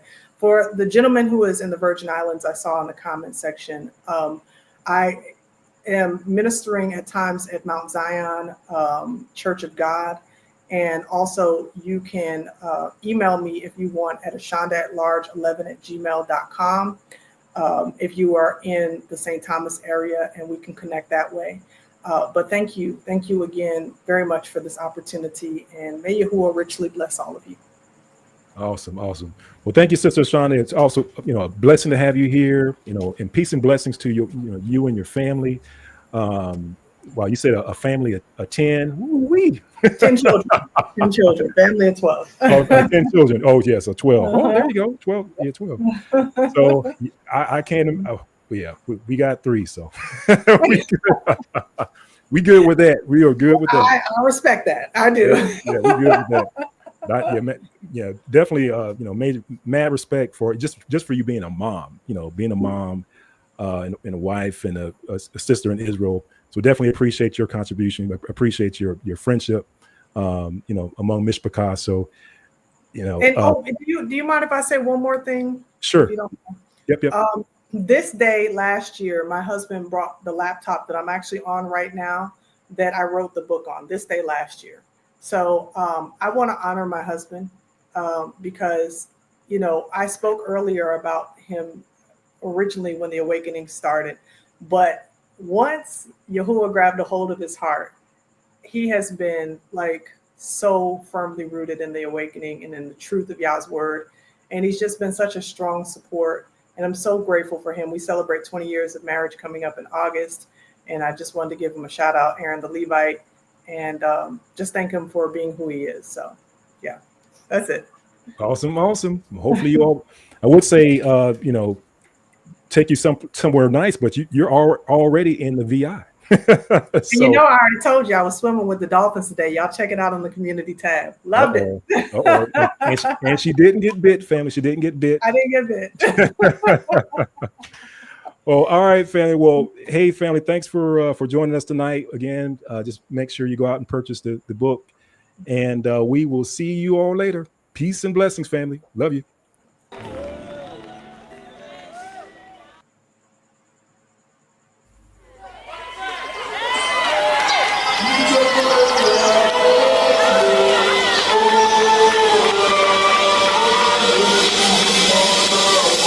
Tearing down idols and we cutting down poles. We calling back Israel to the hell we know. Throwing out crystals, we don't need these stones, and we ain't no gods. That's a job for y'all. I'll praise to the Most High. I'll praise to the Most High, Yahuwah. I'll praise to the Most High. I'll praise to the Yah Israel. Tearing down idols, we cutting down poles. We calling back Israel to the hell we know. We throwing out crystals, yeah. We don't need these stones. We ain't no gods. That's a job for y'all. Yeah. Oh. I'll praise. Who we say? I'll praise. Hey, I'll praise. Sing it again. I'll praise. Let's lift up a praise to God, yeah. I'll praise.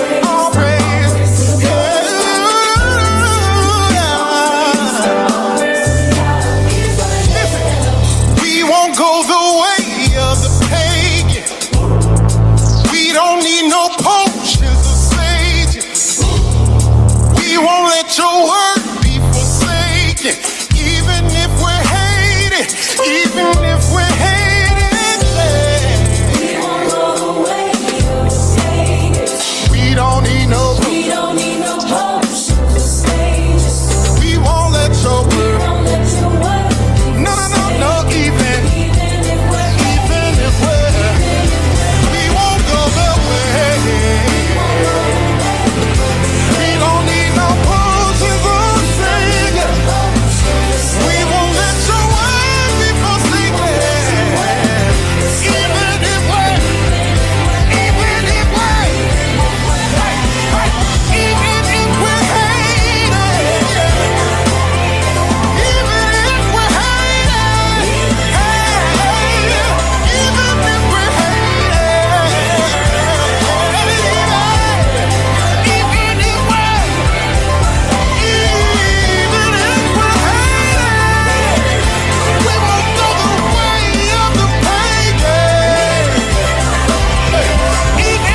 we're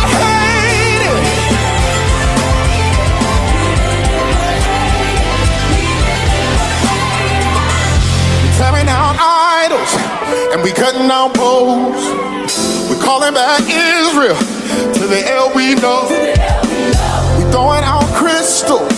We don't need these stones, and we ain't no gods. That's a job for y'all. Everybody help me say all praise.